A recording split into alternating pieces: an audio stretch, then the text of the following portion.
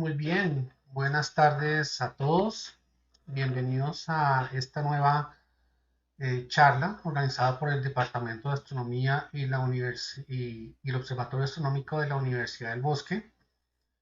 Hoy tenemos la fortuna también de tener una excelente y maravillosa invitada, que es María Gracia Batista. María Gracia es licenciada en física y magíster en física. También es como decía, es coordinadora del Observatorio Astronómico de la Universidad de los Andes y también es actualmente candidata a doctorado de la Universidad Nacional, del Observatorio Astronómico de la Universidad Nacional. Bien, María Gracia también nos ha colaborado en varios cursos y talleres aquí en la Universidad del Bosque. Inició colaborándonos con un taller de astronomía para niños. Luego nos ha colaborado con los cursos básicos de 10 lecciones de astronomía, que precisamente esta cohorte termina este jueves, la primera cohorte de este primer semestre. Y también nos colaboró con el diplomado que se ofreció el segundo semestre del año 2019. Entonces, esperamos seguir contando con la colaboración de María Gracia en los siguientes cursos. Ha tenido una eh, excelentes comentarios por los estudiantes que han tomado y esperamos que ustedes también disfruten esta charla llamada Espiando las estrellas gigantes rojas. Bien, María Gracia nos va a contar entonces pues qué son las estrellas gigantes rojas y cuál ha sido el trabajo de espectroscopía en el Observatorio Astronómico donde ella trabaja. Antes de dejarlos con María Gracia, recordarles que pueden visitar la página web del Observatorio Astronómico, colocar sus datos y así podrán recibir información de nuestros cursos, talleres, charlas como esta y cualquier otro evento adicional. Eh, Sin más, entonces bienvenidos. Las preguntas las pueden escribiendo por el chat de YouTube. Yo se las iré leyendo a María Gracia a medida que vayamos viendo, o si no, al final de la sesión, como prefiera María Gracia. ¿No? ¿Qué prefieres, María, al final o durante la charla? Por no ser clase, prefiero que sea al final. Que sea al final. Bien, Sí. entonces, y pueden ir escribiendo las preguntas, pero yo le daré las preguntas a María Gracia al final. Muy bien, gracias. Entonces, adelante, puedes compartirnos su pantalla y te escuchamos. Muchas gracias, Mauricio. Pues siempre es un súper gusto estar acá compartiendo junto a Mauricio con actividades de la Universidad El Bosque y pues por supuesto con las actividades del planetario, del observatorio y pues en la tarde de hoy compartirles con ustedes la charla de espiando a las estrellas gigantes rojas, porque es básicamente contarles qué es lo que hacemos desde el Observatorio Astronómico de la Universidad de los Andes, que tengo el honor de trabajar en este lugar. Así que muchísimas gracias por apartar su tiempo en la tarde de hoy. Y bueno, la idea es que nos enfoquemos en tres aspectos fundamentales, que es uno, qué son las gigantes rojas; dos, por qué espiarlas, que vamos a sacar de todo ese proceso; y tercero, cómo lo hacemos desde la Universidad de los Andes, sobre todo cómo tomar la decisión de invertir tiempo, recursos, personas en hacer jornadas de observación nocturna en una ciudad como Bogotá, ¿sí? Que mayoritariamente está nublada y o lloviendo. Así que justamente mi intención es que al terminar esta charla ustedes haberlos convencido de por qué eh, hacer esa inversión de tiempo, dinero y de todo tipo de recursos para eso. Así que lo primero que les voy a decir es que en general la astronomía eh, funciona algo así como si quisiéramos estudiar los árboles que hay en un bosque. Fíjense en esta imagen que está acá, tenemos árboles de diferentes alturas, de diferentes colores, con hojas de diferentes formas. Y en diferente estado evolutivo, unos que apenas están creciendo, otros que ya se ve que están muriendo. Entonces, solo con una foto puede que no sea suficiente información para poder saber si estos árboles inicialmente eran iguales y por condiciones ambientales cada uno pues tiene formas y características diferentes, si es que están en diferentes procesos evolutivos, es decir, si eventualmente con el pasar del tiempo cada uno de estos árboles va a verse igual. En fin, o sea, no sabemos exactamente cómo influyen o cuáles son los parámetros que hacen que tengamos un tipo de árbol u otro si están de paso en el mismo espacio físico. Algo así es lo que se hace en la astronomía con las estrellas. En general, en una noche bien despejada, bien estrellada, nosotros podríamos hacer el ejercicio de tratar de caracterizar cada uno de esos puntitos brillantes que hay en el cielo. Y muy probablemente se van a encontrar que no todos brillan igual, que no tienen el mismo diámetro, que no tienen los mismos colores, que no están distribuidos exactamente de la misma forma, y que unos titilan inclusive más que otros. Eso probablemente se darán cuenta que depende de su ubicación dentro de la bóveda celeste. Y parte de las preguntas que nos hacemos como astrónomos es, ¿todos esos puntitos son iguales? Suponiendo que absolutamente todo lo que vemos son estrellas. Eh, ¿Todas esas estrellas nacen del mismo color y evolucionan y por eso tienen diferentes colores, o desde su nacimiento ya tienen diferentes colores? El hecho de que tengan diferente tamaño es solo por la distancia, o sea, es porque tienen el mismo tamaño pero están más lejos, o pueden tener diferentes tamaños. ¿Y qué es lo que hace? ¿Cuáles son los parámetros físicos que hacen que tengan un color u otro, o que tengan un tiempo de vida u otro? ¿Listo? Entonces, lastimosamente, ni siquiera hemos sido capaces como especie de llegar a Marte.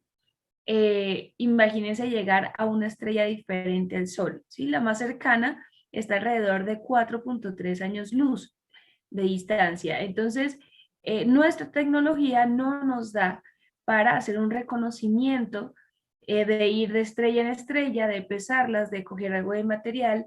Así que tenemos que valernos de otra forma para poder estudiar y caracterizar no solamente las estrellas, todo lo que hay en el universo. Pero en esta charla de hoy solo me enfocaré en el tema de las estrellas. Así que lo que hacemos desde la astronomía es básicamente manejar la estadística. Si nos dedicáramos 50 años ininterrumpidos a ver una estrella evolucionar, equivaldría a ver una persona solo 0.1 segundos de su vida. Así que no es un tema ni siquiera de dedicar tiempo para ver una estrella, sino que es que nuestra escala de vida no nos da para poder apreciar cambios realmente significativos en la evolución de las estrellas. Así que volviendo al ejemplo que les había puesto del bosque, pues si queremos caracterizar a los árboles, pues no podemos quedarnos sentados a esperar que evolucionen, sino que nos toca eh, hacer una observación en general de cada uno de esos árboles y tratar de sacar conclusiones. En el caso de las estrellas, pues primero no podemos ver absolutamente todas las estrellas del universo. Las únicas estrellas que podemos ver, que podemos distinguir, son estrellas que están dentro de nuestra galaxia. De resto, solo vemos la combinación del brillo de todas las estrellas que forman otras galaxias. Entonces, como solo podemos ver la de nuestra galaxia, nos toca hacer como un sondeo y a partir de esas observaciones tratar de sacar hipótesis de cómo las estrellas nacen, crecen, evolucionan y mueren. Por supuesto, no es suficiente una única foto ni es suficiente una única observación, Por eso la astronomía se hace en equipo, se hace mediante muchas observaciones con telescopios terrestres y espaciales y en diferentes rangos que son visibles e invisibles para nosotros, de modo que podamos tener la mayor cantidad de piezas y poder armar un rompecabezas con todo eso a partir de lo que conocemos desde la física y también en complemento con las observaciones que realizamos. Así que en el caso de las estrellas, de esta observación que les decía, tenemos que aparte de su diámetro, deberíamos encontrar la forma desde la ciencia de poder unir esa interpretación de los diferentes colores, los diferentes brillos que podemos percibir por medio de las estrellas, o sea, desde la luz que nos llega de las estrellas, con la temperatura superficial de esos cuerpos. Entonces, esa ligadura quizás podría darnos información de su edad, aunque realmente más que darnos un numerito, así como nosotros tengo X cantidad de años, es más hablarnos de su estado evolutivo. ¿Sí? Se trata de una estrella recién nacida, se trata de una estrella que más bien está cambiando de fase o que por el contrario ya está a punto de extinguirse. Y por supuesto, un parámetro absolutamente importante en el proceso de evolución estelar, que es la masa. Así que el hecho de poder tener entrelazado, de poder tener interconectados cada uno de estos parámetros, nos permitirá solo con ver la luz proveniente de una estrella, todos estos parámetros que están acá. Así que para eso nos vamos a guiar, vamos a utilizar lo que personalmente me gusta llamar la Santísima Trinidad de de la fotometría y en este caso de la unión entre brillo, color y temperatura. Esas teorías no son teorías. Estas relaciones, estas leyes de la física que permiten interconectar esos parámetros son la ley de Planck, la ley de Wien y la ley de Stefan Boltzmann. En este momento estoy violando el principio sagrado de toda presentación divulgativa en astronomía, que es mostrar ecuaciones. Pero no se preocupen, no se trata de sacar cuentas ni se trata de explicar todos los parámetros que están acá. Simplemente, pues quiero que sepan que cuando desde la astronomía hablamos de que relacionamos una cosa con otra, es desde un aspecto bien cuantitativo más que cualitativo. Así que en estos cuadritos azules les voy a encerrar cómo interpretar estas ecuaciones que están acá al lado. ¿Listo? Entonces, cuando nosotros vemos a las estrellas con sus diferentes brillos y sus diferentes colores, las estrellas actúan como algo o de una forma similar al fuego. Quizás desde nuestra formación, desde nuestra niñez o culturalmente, estamos acostumbrados a asociar el rojo como caliente y azul como frío, pero realmente en el fuego, y de hecho pues pueden acordarse de las hornillas al momento de cocinar, el fuego azul es más caliente que el rojo, ¿sí? Y soy enfática en ese término, más caliente, ninguno de ellos es frío, simplemente uno tiene mayor temperatura que el otro. Entonces, en el caso de las estrellas, la mayoría de las que podemos ver en una noche despejada son de color más o menos azul o blancas. Unas poquitas van a ser rojas o amarillas, así como color ámbar, ¿sí? Pero la gran mayoría son azules y blancas. ¿Y por qué sucede eso? Porque terminan siendo las más brillantes. Pero esto no es un acto de fe, no tienen que creerme lo que les estoy contando. Con estos 3 cuadritos azules les voy a demostrar por qué eso es así. Resulta que pues las estrellas tienen una temperatura superficial asociada con la cantidad de energía que tienen en su interior. Las estrellas utilizan reacciones nucleares para poder mantenerse redonditas, para poder mantenerse esféricas y brillantes, y en función de esa cantidad de energía que tengan en su interior, van a manifestar una temperatura en su superficie. Así que esa relación es directamente proporcional. Entonces tenemos que mientras haya más energía en su interior, va a manifestar mayor temperatura. Si tiene mayor temperatura, el color que con mayor probabilidad va a emitir es uno que tiene baja longitud de onda. Baja longitud de onda se refiere a la frecuencia a la que va a oscilar los fotones, y mientras menor sea esa longitud de onda, va a emitir, en cuanto a lo que es visible para nosotros, más hacia el color azul en el rango del arco iris.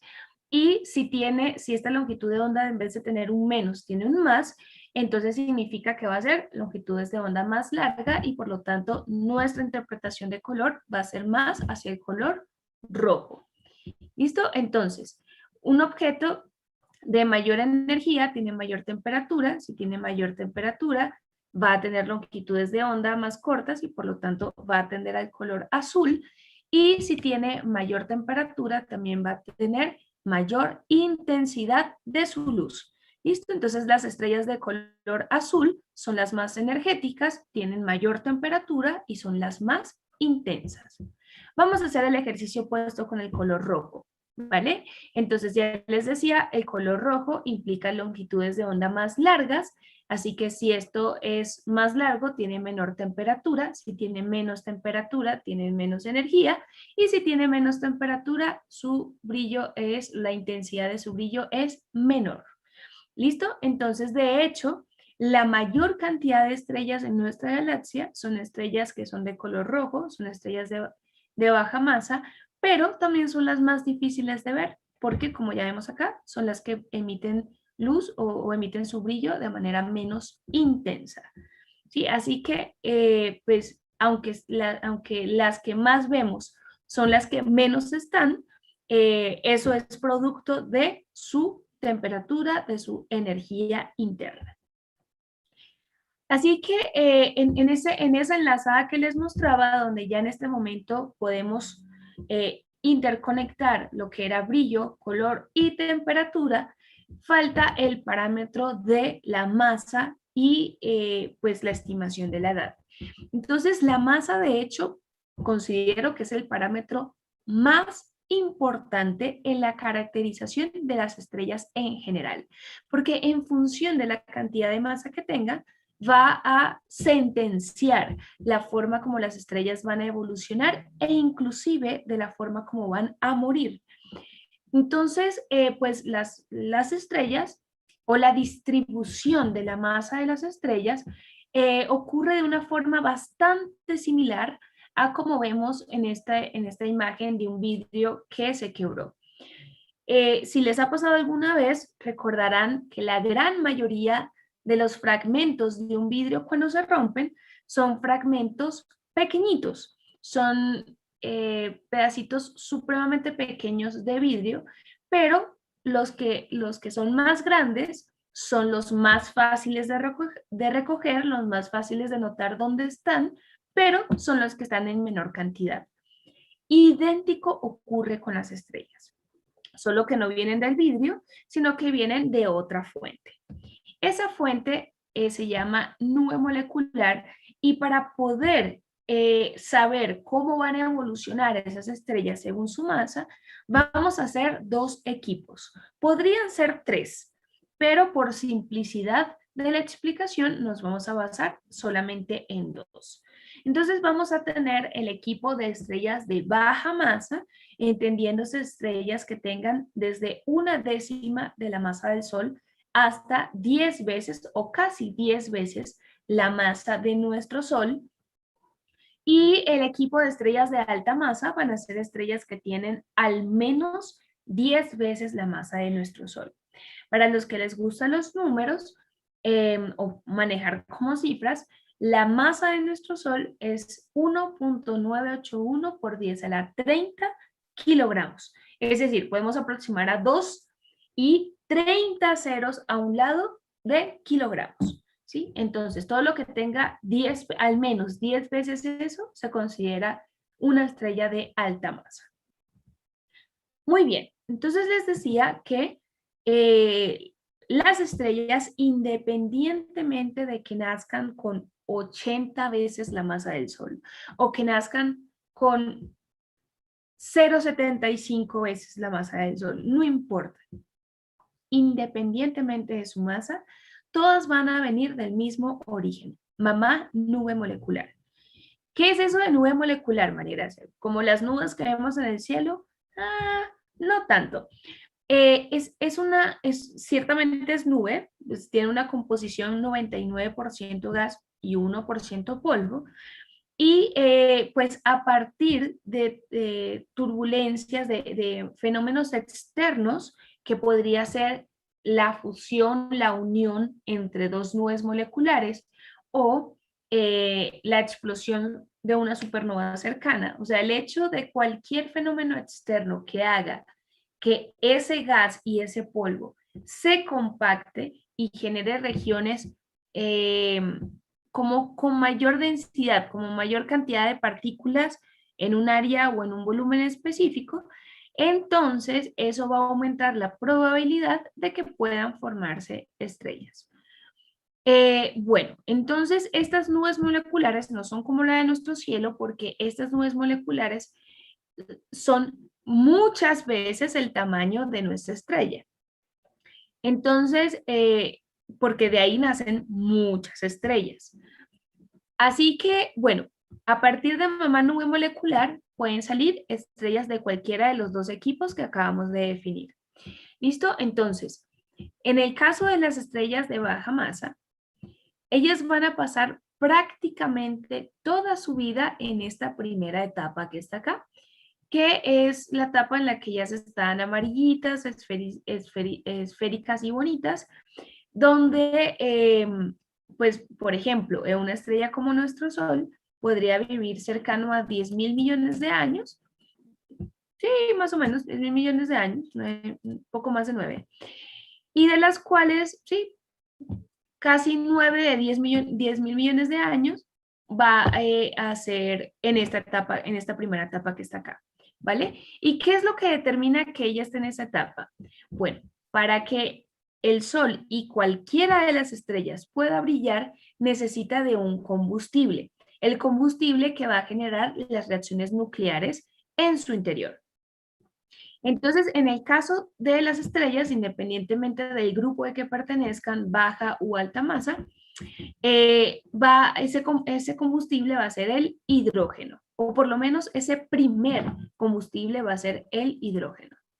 El hidrógeno, por medio de las reacciones nucleares, va a evitar que la estrella colapse por gravedad. Pero eventualmente, así como los carros, ese combustible se va a acabar. Entonces, esas reacciones nucleares ya no van a poder contrastar a la gravedad y por lo tanto van a colapsar. ¿Eso significa necesariamente explosión de supernova? No. Eso significa que va a cambiar de fase. Entonces, en este caso, producto de que gana momentáneamente la gravedad, la estrella va a compactarse aún más en su núcleo y tal cual como pues en pleno transporte público en hora pico, sobre todo prepandemia, entonces mayor concentración de masa en poco espacio genera calor. Así que esta reducción del diámetro, producto de la contracción gravitatoria, va a hacer de que tenga la suficiente energía para utilizar otro combustible, que en este caso va a ser el helio. ¿Y de dónde salió ese helio?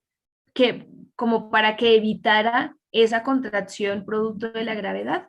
Bueno, resulta que el hidrógeno en el núcleo de las estrellas, cuando se realizan las reacciones nucleares, esas reacciones nucleares realmente producen o generan el fenómeno de fusión nuclear. Entonces los átomos de hidrógeno se combinan, se fusionan y terminan formando helio. Por eso es que el helio viene a ser el siguiente combustible. ¿Y por qué no evitó el colapso gravitatorio? Porque el helio es más pesado que el hidrógeno y para poder fusionarlos y generar otros elementos químicos se necesita una energía aún mayor de la que se necesitó para el hidrógeno. Por eso la estrella debía, el núcleo de la estrella debía compactarse aún más para aumentar su temperatura y por lo tanto tener más energía para estas reacciones nucleares. Pero en ese proceso, en el que ahora está utilizando helio en vez de hidrógeno, la capa más externa de la estrella, ese componente como especie de gaseoso y plasma que lo rodea, eh, pues tenía el impulso de la expansión producto de las explosiones de las reacciones nucleares de la estrella. Entonces, durante la contracción, el núcleo se hace más pequeño, pero lo que estaba afuera alcanza a expandirse. Y al expandirse, disminuye su temperatura.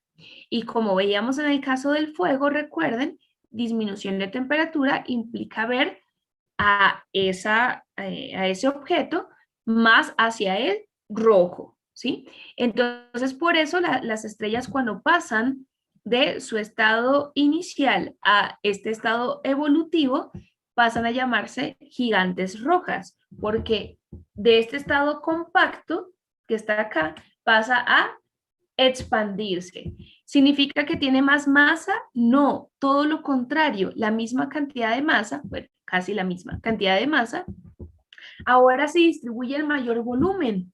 Por lo tanto, justamente son menos calientes, sobre todo en su superficie, porque pues alcanza a enfriarse un poco respecto a la temperatura que tenía cuando estaba más compacta.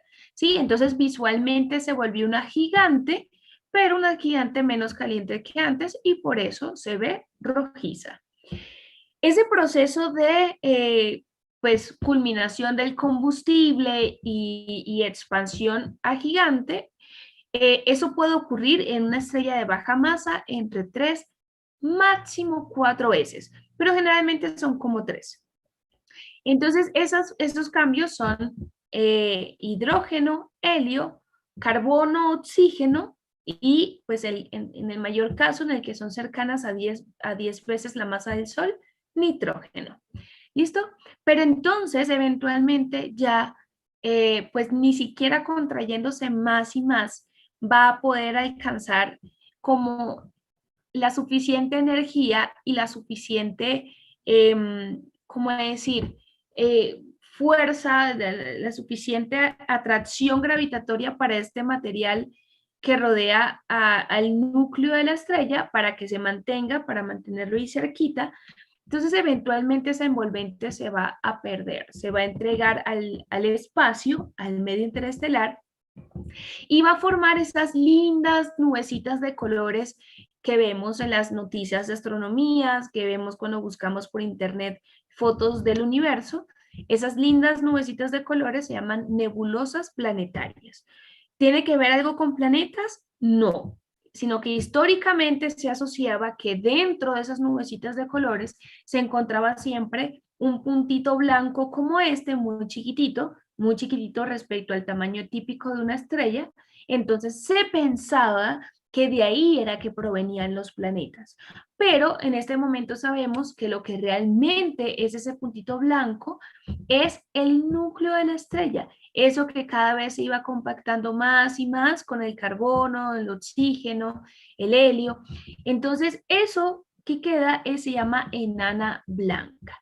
Eso no es una estrella, eso no va a seguir evolucionando en otras cosas, ya es la última etapa, ¿sí? Entonces, esto que está acá, esta lineecita evolutiva, es la que va a tener nuestro Sol. Como ven, nuestro Sol no va a ser una supernova ni va a terminar siendo un agujero negro.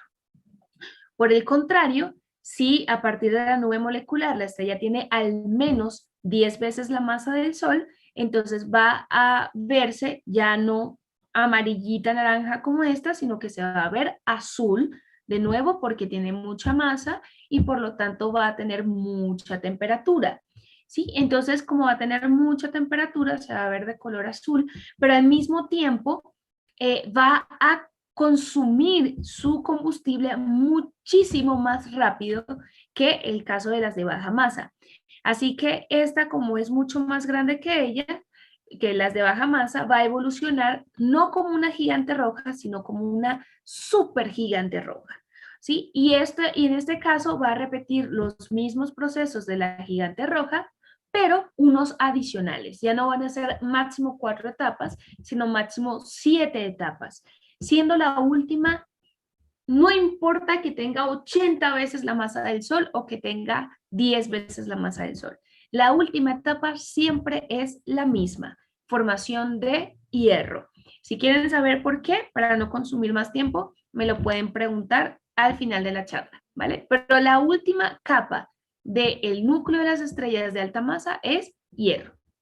Así que en ese momento con el hierro el núcleo se vuelve inestable y termina rompiendo el equilibrio que tenía, haciendo que súbitamente gane la gravedad, colapse rápidamente y termine generando una explosión, que son las supernovas. Durante esa explosión se forman todos los demás elementos químicos diferentes o que son más pesados que el hierro.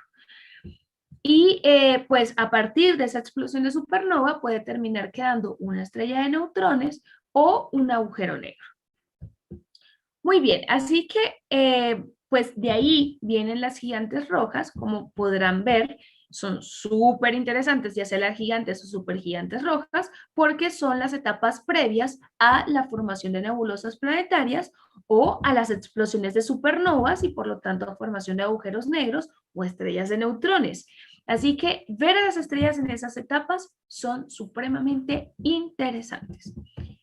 Bien, y para eso vamos a utilizar la luz, porque pues de hecho, si no fuera por la luz, fuera muy, muy poco lo que pudiéramos conocer del universo, porque realmente, como les decía al inicio, no tenemos la capacidad tecnológica por el momento de poder ir a diferentes lugares del universo, coger material o inspeccionar el proceso evolutivo como personalmente. Entonces nos tenemos que valer es de la luz que los objetos emiten o reflejan de sus compañeros, de todo lo que tiene alrededor del universo. Las estrellas, ellas emiten luz, no reflejan luz de otros objetos. Son como los bombillos, ¿sí? Los bombillos no reflejan luz de otros bombillos. Los planetas, las lunas, de otros objetos del universo, ellos absorben y reflejan luz de, por ejemplo, las estrellas. Bien, entonces nosotros utilizamos esa luz y tratamos de interpretar la información que nos llega. ¿Qué otra cosa pudiéramos hacer si no recibiéramos la luz? Bueno, podríamos esperar a que algo entre a la Tierra y nos traiga información de lo que hay afuera, pero ya sabemos que eso es un ejercicio peligroso para que todo nuestro conocimiento de la astronomía se base en ese ejercicio.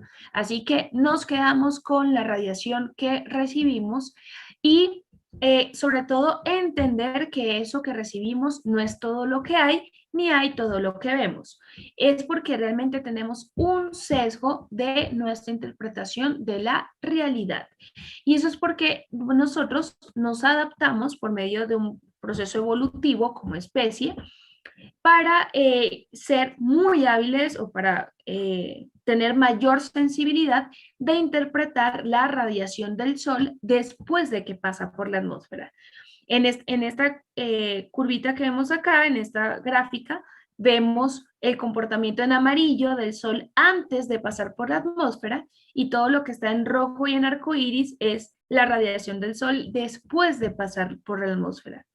Esto a mí me parece súper lindo porque fíjense que nuestra atmósfera filtra, ¿sí? O sea, disminuye, pero mantiene la proporción. Entonces, en la región en la que pues deja pasar en mayor cantidad la radiación del sol, fíjense en esta curva verde que está acá, es la curva de sensibilidad del ojo humano. Así que justamente el máximo de sensibilidad nuestro prácticamente coincide con el máximo de emisión del Sol después de que pasa por la atmósfera. ¿Listo? Entonces, ¿significa que entonces el Sol emite solo en esa región? No, emite en rayos X, ultravioleta, en radio, infrarrojo, microondas, solo que en el caso de nuestra atmósfera bloquea casi todo lo demás, especialmente lo más energético, y aunque emite una cantidad, o permite mejor, pasar una cantidad importante de radio, igual no la podemos aprovechar porque nuestro ojo no se adaptó a ver en el radio. Listo, entonces eso hace que tengamos un componente de radiación que podemos llamar visible y otro que podemos llamar invisible, ¿sí? Entonces, este pedacito que está aquí visible está supremamente aumentado porque realmente es un cachito súper chiquito, ¿sí? Entonces, todo lo que vemos hacia el azul, como les decía en el arco iris, todo lo que es azul morado significa, como les decía, longitudes de onda, ¿sí? Vibraciones del fotón mucho más energéticas y lo vamos a asociar con procesos de mayor temperatura y todo lo que es rojo, fíjense, longitudes de onda más largas y que vamos a asociar con menores temperaturas y menores energías. Quiero ser muy enfática en algo. La partícula que genera el ultravioleta y el rayos X es la misma partícula que genera el microondas, que es el fotón. Lo que diferencia uno u otro es la cantidad de energía que tiene. Así que, bueno, justo a partir de esa evolución, nosotros no vemos todo, o sea, aunque vemos en el rango visible como lo más sensible, igual tampoco somos igual de sensibles a todos los colores. Tenemos mayor sensibilidad hacia el amarillo verde y más o menos igual de sensibilidad hacia el morado rojo. Y de ahí es que viene la combinación en nuestro cerebro para formar los colores. Pero realmente nuestros ojos son re malos para la astronomía en general, porque de cada 100 fotones nos quedamos solo con 5. Y como les decía, como la mayor fuente de información del universo es la luz, pues nos estamos perdiendo, estamos desaprovechando el 95% de esa información si solo utilizáramos nuestros ojos. Es por eso que tuvimos que complementar nuestros ojos con instrumentos ópticos para poder capturar más fotones. Y para eso utilizamos los telescopios, así como este embudo que recolecta agua de lluvia. Los telescopios recolectan fotones de los objetos del cielo y nos permite ampliar esa cantidad de información. Pero fíjense que en este sistema, esa cantidad, esa lluvia de fotones que colecta el telescopio no llega a nuestros ojos, sino que llega a una cámara. Y eso es porque esas cámaras tienen unos sensores que en el peor de los casos se queda con 70 de cada 100 fotones, lo cual es mucho mejor que los 5 con los que nos terminábamos quedando. Además, cuando nosotros utilizamos nuestros ojos, la información se queda en nuestro cerebro, mientras que en el caso de las cámaras, esa información se queda en un dispositivo donde se puede replicar y compartir esa información. Así que esa combinación de el embudo de fotones con las cámaras nos hizo millonarios, pero de fotones, porque pues en general la astronomía no es que de excesiva remuneración. No me estoy quejando, pero es más como que se pone el dato. Muy bien, entonces ahora que tenemos una recolección fantástica de fotones y por lo tanto de información del universo, entonces pues podemos exprimir en mejor forma esa información. Una forma de hacer eso es con una técnica que se llama fotometría, donde no crean que medimos fotos, no se trata de sumar selfies, sino que en este caso se trata de medir la cantidad de fotones que recibimos en un determinado tiempo, en una determinada área de ese sensor, y por lo tanto nos permite generar imágenes con un determinado contraste o inclusive hacer investigaciones donde podemos observar tránsito, ya sea de planetas o de estrellas que orbitan una alrededor de la otra. Sin embargo, para esta técnica necesitamos cielos hermosos, despejados, ¿sí? Sin nubes, lo cual no es lo que abunda en Bogotá. Así que toca un plan B, toca otra técnica para poder exprimir esa información que vemos del universo.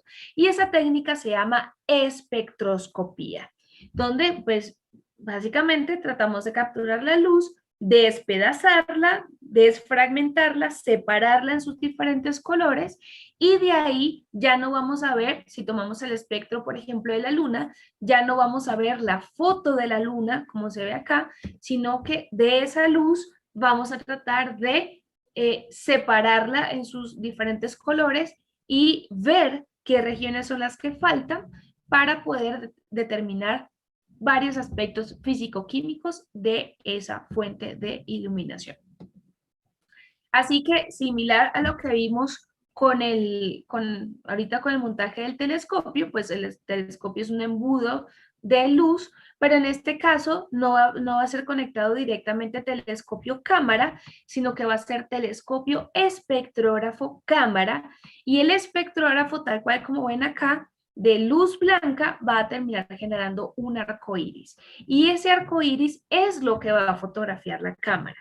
Entonces, ¿el espectrógrafo es lo mismo que decir un prisma? No. ¿Hay espectrógrafos que tienen prisma? Sí, pero es uno de los componentes ópticos que tiene. No, es el principal en algunos casos, pero no es solamente un prisma. El hecho es que la combinación de los elementos ópticos que constituyen a este curioso equipo llamado espectrógrafo va a permitir generar, como les decía, una especie de arco iris, pero en ese arco iris van a ver una serie de líneas negras. Esas líneas negras, si trazamos un perfil para ver la cantidad de brillo, vamos a ver que aquí tenemos mucho brillo y de repente en la región negra va a haber una caída porque ese negro significa que no llegó información. Entonces, de ahí es que sale este perfil que está acá. Y ese conjunto de líneas va a actuar para nosotros como una especie de código de barras. ¿Dónde nosotros generalmente vemos la utilización de códigos de barras?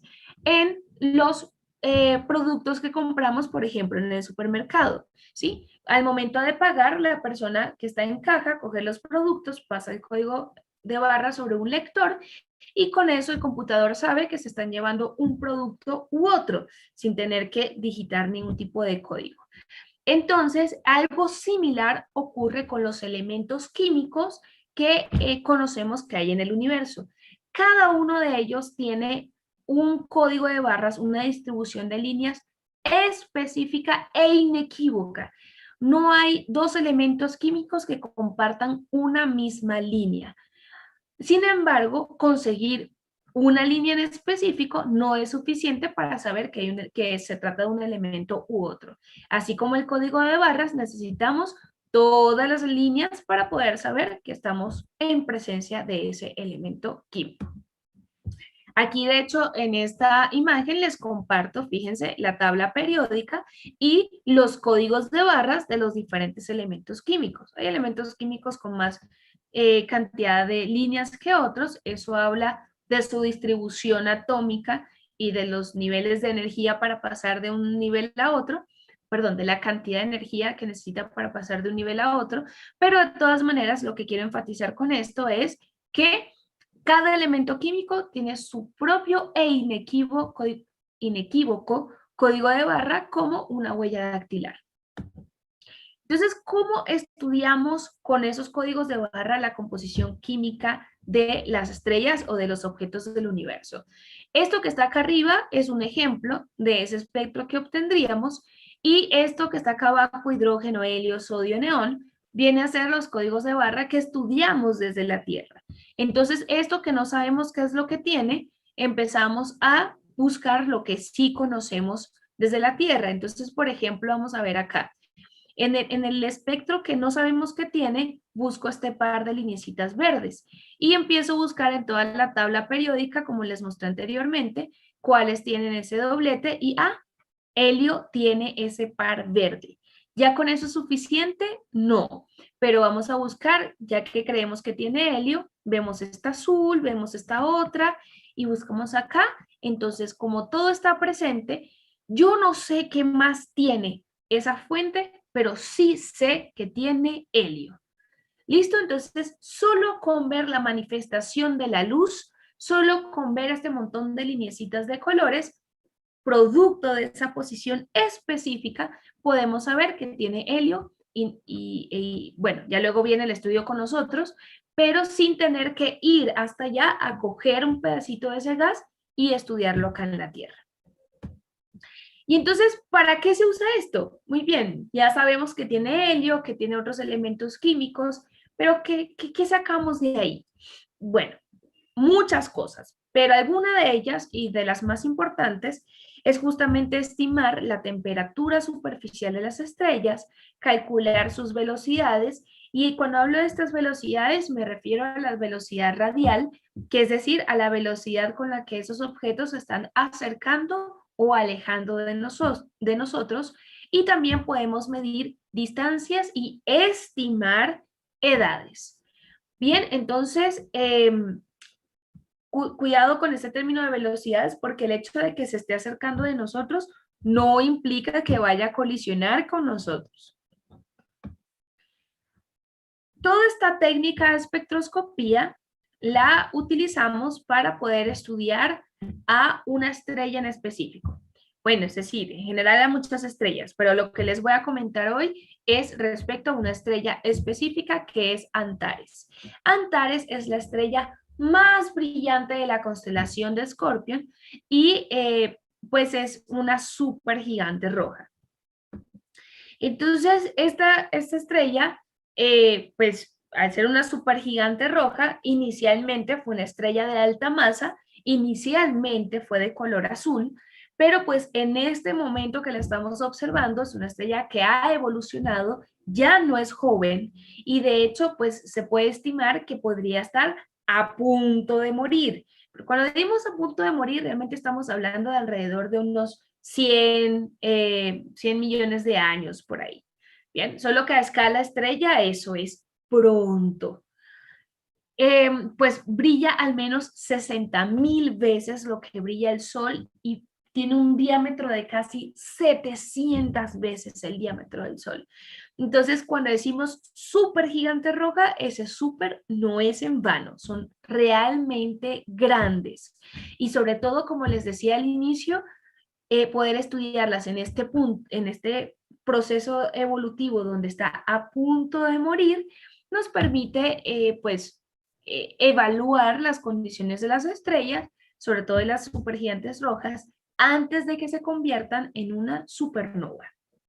Recuerden que estas estrellas pues pues están bastante alejadas de nosotros, en este caso hablamos de más de 550 años luz de distancia, así que aún cuando explote como supernova y aún si quedara como un agujero negro, estaríamos totalmente a salvo. Así que no se preocupen, hay otros aspectos sociales y climáticos para tener suficiente insomnio como para que se preocupen por la explosión de Antares cuando muera.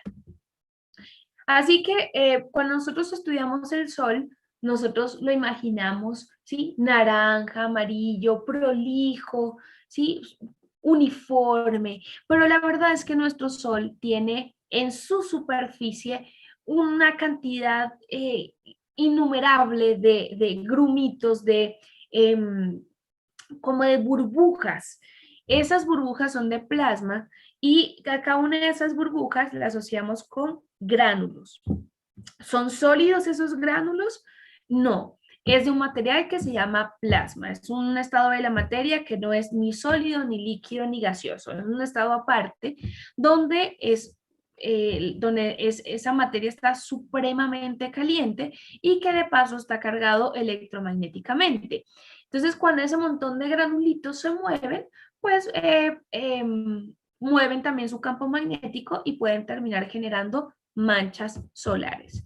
A diferencia de las pecas y los lunares en la piel de las personas, esas manchas solares se disminuyen con el tiempo, es decir, se diluyen, se pierden, pueden formarse nuevas y las que están pueden desaparecer. Y eso justamente en función de cuántas hayan y dónde estén, nos hablan de la actividad magnética del Sol. Pero esos grumitos chiquititos que parece maíz pira o que parece crema de maíz, son supremamente pequeños y están distribuidos casi homogéneamente a lo largo de toda nuestra estrella. De hecho, de ahí la percepción de que es bastante homogénea la superficie del Sol.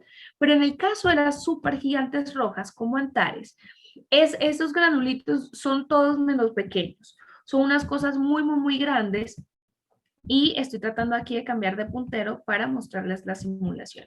Entonces, esas celdas empiezan a burbujear, así como vemos acá en esta simulación de Antares, y entonces cualquiera de estas celdas que ven aquí en movimiento son muchísimas veces más grandes que el Sol, porque recuerden que Antares son al menos 700 veces el diámetro del Sol.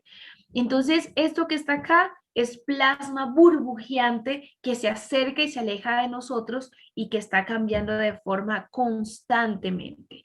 Así que así se ve, o así asumimos que se ve una estrella en teoría antes de que se convierta en una supernova.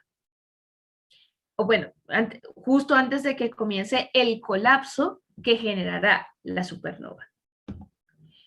¿Cuál es el objetivo desde los Andes? O sea, ya sabemos en teoría cómo se forma una gigante y una supergigante roja, en teoría por qué la queremos ver, pero entonces, ¿cuáles son los objetivos de estudiarlas en los Andes?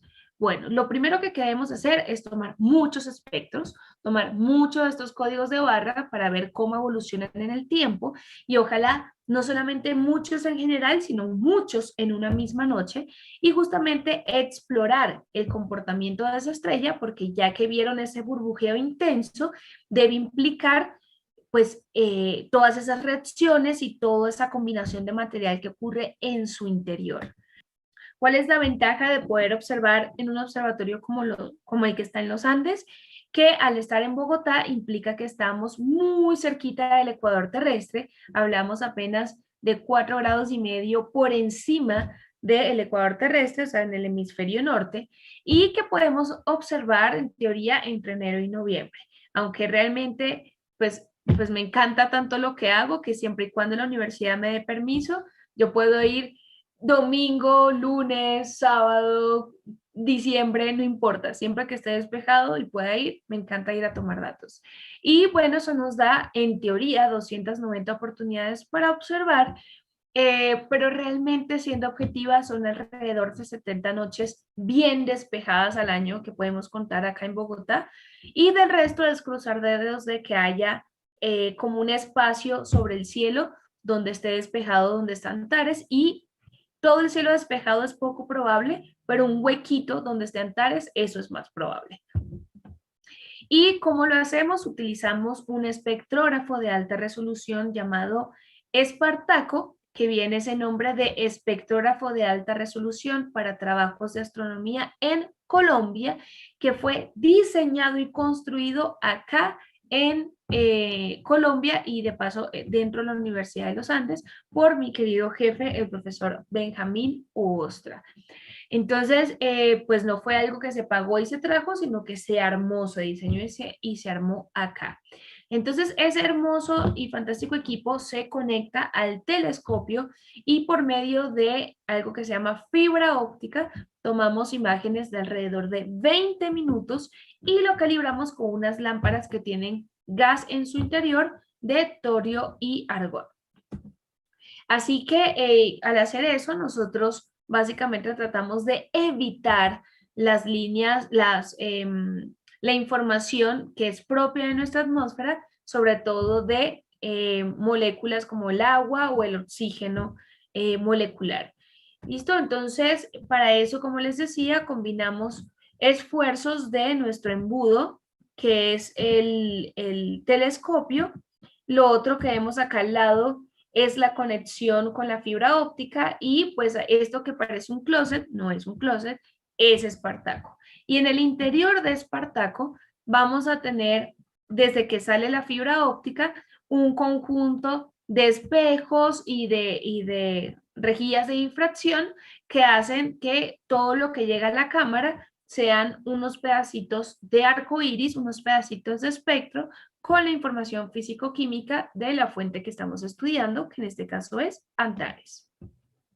Cuando hablamos de alta resolución, hablamos de la capacidad de distinguir dos líneas que están muy cerquita y que pues podrían confundirse con una sola que es muy gruesa. Entonces, en este caso, una fibra de cabello tiene alrededor de 1 milésima de milímetro.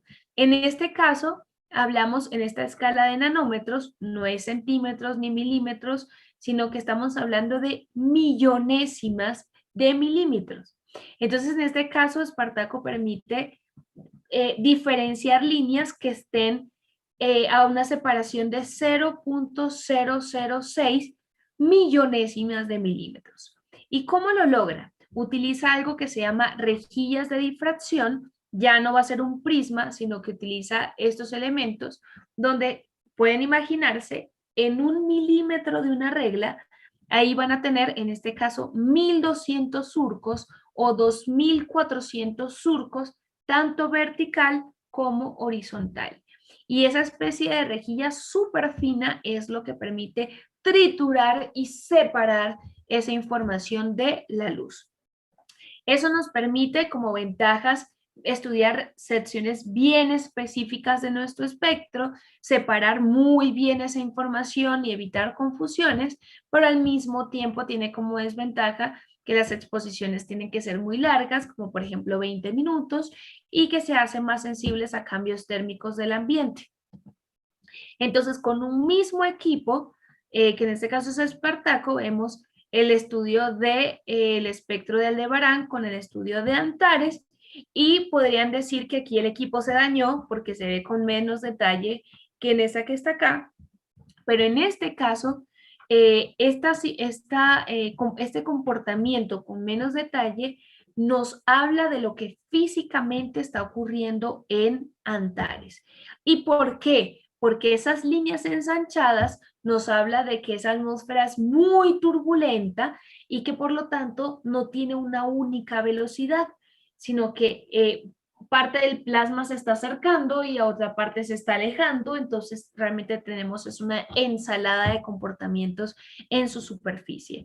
Además, eso nos habla de que Antares pues no se expande y se contrae igual en todas las direcciones, sino que va a haber lugares donde se expande más rápido que en otras porque es un poco caótico ese burbujeo en su superficie, y pues el material mientras se aleje más del centro de la estrella, entonces pierde temperatura y por lo tanto hace que no tenga una única temperatura, sino que todo el tiempo ese material se esté mezclando. Bien, entonces aquí les muestro la gráfica de cómo ha sido esa variación de la velocidad radial de Antares que hemos medido desde la Universidad de los Andes, donde vemos en color azul las medidas de velocidad radial que hemos nosotros tomado, y lo que está en naranja fueron medidas hechas hace 30 años en un observatorio que está en Canadá. Y una de las cosas súper bonitas que hemos encontrado es que en general nosotros esperamos que las estrellas se expandan y se contraen, pero en este caso, fíjense, crece y decrece, o sea, está el proceso de expansión y de contracción, pero aún durante ese proceso de expansión y contracción tienen esas variaciones. Y de ese burbujeo que parece caótico, vemos regiones donde aquí hay una disminución importante y coincide acá, una crecida y acá también vuelve a crecer, aquí máximo con máximo. Entonces, a partir de esas observaciones que esperábamos que fueran caóticas, aún con 30 años de diferencia, encontramos similitudes, encontramos orden dentro del caos. Pues uno pensaría que en Bogotá no se puede, pero ya en este tiempo, en estos últimos 5 años, tomamos más de 500 espectros. Así que realmente sí se puede hacer este tipo de estudios porque les decía, no necesitamos totalmente el cielo despejado porque no vamos a tomar fotos bonitas de la estrella, sino que vamos a despedazar su luz y estudiarla por medio de esos códigos de barras. Entonces, algunas conclusiones que me gustaría que quedaran como bien reafirmadas de esto que les he contado, es que lo más preciado que tiene la humanidad para estudiar el universo, para hacer astronomía, es la luz.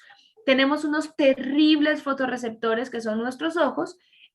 Realmente no fueron diseñados para estudiar el universo, fueron estudiados para sobrevivir en este ambiente, pero necesitamos de telescopios, cámaras, computadores para potenciar lo que hacen nuestros ojos. La espectroscopía es una de las dos formas como podemos analizar esa información que viene en la luz de los objetos, y en este caso no buscamos ver su forma, sino extraer información físico-química. En este caso, para estudiar a una supergigante roja que se llama Antares, que, entre comillas, pronto será una supernova, y pues justamente tratamos de ver cuáles son las cosas que hacen ensanchar sus líneas, cómo se comporta antes de ese proceso de contracción y de explosión, y pues en este caso tratar de estudiar cómo cambia esa velocidad radial de Antares en el tiempo. Pero sobre todas las cosas, la claridad de que en Bogotá sí se puede hacer espectroscopía y sí se pueden hacer estudios de astronomía a pesar del clima y de la nubosidad. Así que por lo pronto, muchísimas gracias y quedo muy, muy, muy atenta a todas las preguntas que tengan.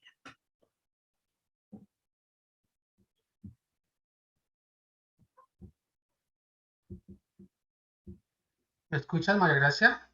Fuerte y claro.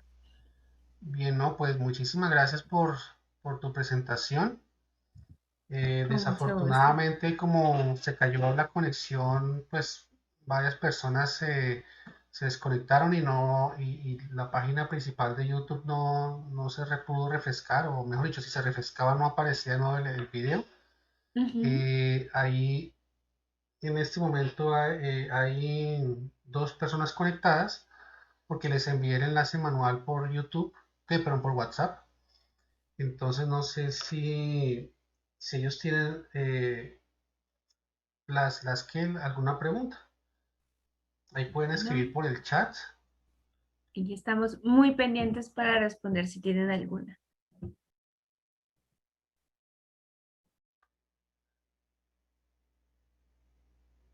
Colocaste la primera diapositiva de nuevo, ¿cierto? Sí, por si acaso iba a ser más fácil moverme.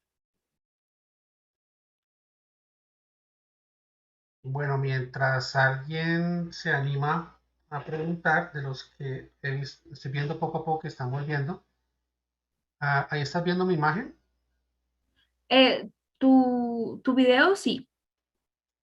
Ya, yo no lo estoy viendo acá mismo en mi computador. Entonces, está curioso. Bien, entonces lo que quería preguntarte mientras alguien pregunta por el chat, eh, por casualidad estudiaron la estrella Betelgeuse con aquel fenómeno hace unos años del cambio del brillo del Betelgeuse. Pues en ese momento, ya para ese momento no estábamos yendo con tanta regularidad al observatorio. Estábamos en unos procesos de cambio y de unas pruebas con el nuevo espectrógrafo, pero sí alcanzamos a tomar unos espectros y justamente con otros que se habían tomado en otros años, en otros momentos, encontramos que el comportamiento era bastante similar, o sea que realmente no era algo que estaba modificando, como decir, el burbujeo de su plasma, y esa disminución, de hecho, ya con el tiempo, eh, justamente por medio de la espectroscopía y la fotometría, se encontró que era algo externo a, a la estrella. Fue una emisión de polvo, fue una emisión de material que se enfrió y que justamente eclipsaba parcialmente la información de la estrella. Y era lo que hacía que hubiera disminuido drásticamente la luminosidad que recibíamos de ella, pero no era algo que estaba ocurriendo sobre la superficie de la estrella, y por eso la espectroscopía de su superficie no cambió drásticamente. Interesante, estaba convencido que es que estaba cambiando de tamaño Betelgeuse. Sí, de verdad que fue como una expectativa muy grande de la comunidad científica porque esperábamos ya es el momento, vamos a evidenciar una explosión de supernova pues relativamente cercana, sin estar en riesgo, y de hecho si hubiera ocurrido, el brillo que hubiera generado esa explosión de supernova hubiera sido comparable con el brillo de la luna cuando está a mitad de su fase, o sea, en cuanto a la cantidad, a la densidad de luminosidad. Entonces iba a ser increíble tener esa fuente luminosa por muchísimos meses, pero no, o sea, nos toca esperar todavía un rato más. Em, bueno, tengo más preguntas, pero veo que ya están apareciendo preguntas en el chat, entonces te voy a hacer la primera pregunta en orden Chévere. de aparición. La Ujú. hace Jorge López. Él pregunta si puedes, pues tal vez como se conectó un poquito después, pero si puedes repetirle cómo funciona el espectrógrafo de la Universidad de los Andes. Ah, claro que sí, con mucho gusto. Déjame, eso sí me queda más bajo, más fácil de abajo hacia arriba. Y bueno, este es el espectrógrafo que llamamos Espartaco, que está acá, y dentro de esta estructura de madera tenemos básicamente pues la entrada, o mejor dicho, la salida de la fibra óptica, porque el otro extremo está conectado a el telescopio. Fíjense, esta es la salida del telescopio acá, solo que en vez de tener el ocular, tiene este arreglo de fibras ópticas. Para los que no están familiarizados, las fibras ópticas son como pitillos de vidrio, solo que en vez de transmitir líquido de un extremo a otro, transmite luz. Entonces, esa luz pasa por la fibra óptica, llega hasta Espartaco, sale y aquí se encuentra con las rejillas de difracción. Estas rejillas que tienen alrededor de 1200 o 2400 surcos por milímetro. Y entonces con ese conjunto, ese mosaico de rejillas que se encuentran acá, entonces ya la luz sale como una especie de arco iris y se encuentra con el espejo colimador. ¿Qué es lo que hace el espejo colimador? Pues fíjate que cuando la luz sale de la fibra óptica, llega a él en forma de cono, pero ya una vez que se refleja en el espejo colimador, se refleja como un cilindro, es decir, mantiene el diámetro de la luz con la que llegó a ese espejo colimador y evita que se siga abriendo como un cono, sino que mantiene ese diámetro. Y entonces ese diámetro va a chocar con este espejo que está acá y ese espejo es plano, por lo tanto no va a cambiar la forma de ese haz de luz y lo va a reflejar a este otro espejo que se llama el espejo convergente o el espejo que lleva a la cámara y básicamente vuelve a convertir ese cilindro en un cono para que pase por esta región y llegue a la cámara. Y entonces, María, ¿para qué se volvió de cono a cilindro y de cilindro a cono? ¿Por qué no se quedó entonces como un cono? Porque mientras más recorrido haga la luz, mientras más largo sea lo que recorre, se termina obteniendo mayor resolución. ¿Y por qué la forma de X? Porque es el espejo plano, porque si no, el equipo ocuparía todo el espacio del observatorio. Entonces, solo por achicar, por compactar el sistema, utilizamos el espejo plano. Listo, gracias María. Otra pregunta que aparece en el chat la hace Sebastián Muñoz. Bueno, primero te agradece y te felicita por la presentación. Gracias. Y luego Sí. está preguntando que cómo se hace para corregir la interferencia de nuestra atmósfera en los espectros. Eso está súper chévere también porque de hecho em, la ventaja es, lo que permite diferenciar una cosa u otra, es la distancia a la que estamos. Pues en este caso, la atmósfera, ya sabemos bien lo que contiene, básicamente oxígeno, nitrógeno, sobre todo el nitrógeno molecular, o si no en estado ionizado, también tiene agua y pues el oxígeno tanto monoatómico como molecular. Entonces, estas moléculas, cuando absorben, absorben entre el rojo y el infrarrojo. Y son líneas no tan delgaditas y bonitas como estas, sino que son líneas gruesas. Entonces, ya tenemos como bien estudiado cuáles son las líneas de la atmósfera para poder quitarlas, ¿sí? Entonces, como siempre la luz va a atravesar la atmósfera, siempre van a aparecer esos patrones de esas moléculas y de esos átomos. Por lo tanto, sabemos cómo quitarlas, independientemente hacia donde uno observe y tome espectros. Así como, por ejemplo, si uno quiere tomar el espectro de un planeta, de la atmósfera de un planeta, siempre tiene que restarle el espectro del Sol, porque los planetas no emiten luz, o sea, no la producen en su interior, sino que reflejan la luz del Sol. Y bueno, como tienen atmósfera o como tienen elementos en su superficie, ellos también van a dejar su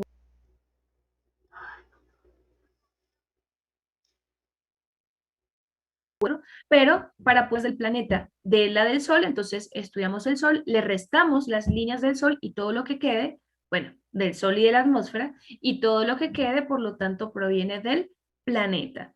Como los planetas son muy fríos, también van a emitir, en todo caso, hacia el rojo e infrarrojo, pero con otros elementos químicos que no, probablemente no sean los de nuestra atmósfera. ¿Listo? Entonces, así es como hacemos. Estudiamos lo que va a interferir como siempre y eso es lo que quitamos para que todo lo que aparezca sea estrictamente de la fuente que estamos observando. Listo, muchas gracias María. Bueno, aunque tu video se desapareció un poquito, de todas formas te estamos escuchando, pero no es problema de tu computador, creo que es de aquí.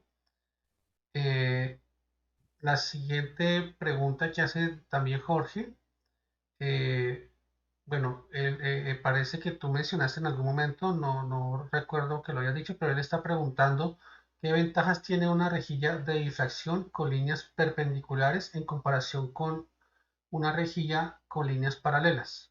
No recuerdo que hayas dicho que Ok. perpendiculares, pero Entiendo la confusión. Las rejillas que utilizamos, o sea, hay dos formas como uno puede generar un espectro. Uno puede generarlo con un prisma o uno puede generarlo con rejillas de difracción. Las rejillas de difracción actúan, perdón por lo burdo del ejemplo, pero es bastante similar, como así como cuando vas a preparar puré de papas o o por la rejilla donde se produce la carne molida, o sea, literalmente la luz pasa por medio de esa rejilla y la despedaza, la separa, en este caso, en sus diferentes colores.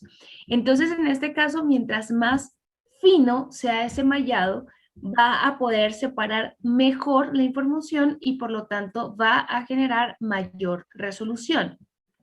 Entonces, cualquiera de estas dos rejillas va a tener líneas tanto verticales como horizontales. Si no, o sea, si no, no sería una cuadrícula. ¿Listo? Entonces, la diferencia es la densidad o la cantidad de líneas por milímetros. Pero no utilizamos rejillas que tengan solo vertical o solo horizontal, sino que las líneas siempre son perpendiculares entre sí para que forme una cuadrícula. muchas gracias María. Si yo en ese momento también de pronto me distraje bien aquí con la tecnología Tranquilo. solucionando problemitas. Eh, Bien, pues por ahora no hay más preguntas en el chat, no hay más preguntas. Me surge ahora sí la pregunta, si observaron a Betelgeuse y dedujeron que era como una nube que se atravesaba y que por eso disminuyó el brillo, uno podría deducir de pronto con espectroscopía en el los elementos químicos de aquella nube, ¿no? Y confirmar Sí, si son. totalmente. Y justamente a partir de eso fue que se supo que era material que expulsó la estrella. O sea, fue una emisión súper grande de material, fue una eyección tan grande que ese material se enfrió y se condensó. Entonces, justamente como se pudo obtener la información química de esa obstrucción, fue que se supo que era plasma frío, que era material que provenía de la estrella. O sea, que no era una nube molecular pasando, ni que era otra cosa, sino que era plasma que se enfrió y que se condensó y que por lo tanto estaba eh, ocultando parcialmente el brillo de la estrella. Muy, muy interesante, porque supuestamente la corona de todas las estrellas tiene temperaturas mucho más altas que la misma estrella, entonces debería haberse, en vez de condensado, como diluido más Disipado. o ionizado o alguna cosa así. Bueno, bien curioso, bien interesante ese tema. Sí. Y también muy interesante el tema de Antares, ver cómo, de hecho, también ha ido evolucionando, pues cómo se ve la velocidad. eh, en función del tiempo de las oscilaciones y cómo ha cambiado. Bien interesante también esa diapositiva, correcto. Mm, y la resolución del aparato, que aunque le están apuntando a una misma estrella, logran ver cómo algunas líneas se alejan y otras líneas se acercan. Eso es bien, bien interesante también. Sí. Bueno, no, pues muchas gracias, María. Bueno, por acá también eh, desde Ibagué te mandan saludes, desde Garagua, Boyacá, Grupo de Astronomía Natus Colerum también mandan saludos. Pues muchas gracias a todos por su asistencia, muchas gracias María por tu paciencia también, que repetiste un pedazo y los oyentes de pronto no se dieron cuenta porque se cayó acá la conexión. Eh, Y bueno, ojalá puedas contarnos más de cositas en un futuro de Espartaco, de este maravilloso instrumento que, que ojalá conociéramos en publicaciones o en videos. Bueno, mucho de lo que se pudiera saber, y si la comunidad colombiana en particular, estamos siguiendo en las observaciones de Espartaco. Entonces, muchos saludos a Benjamín, a ti felicitaciones también por ese trabajo y bueno, nos veremos en otra ocasión.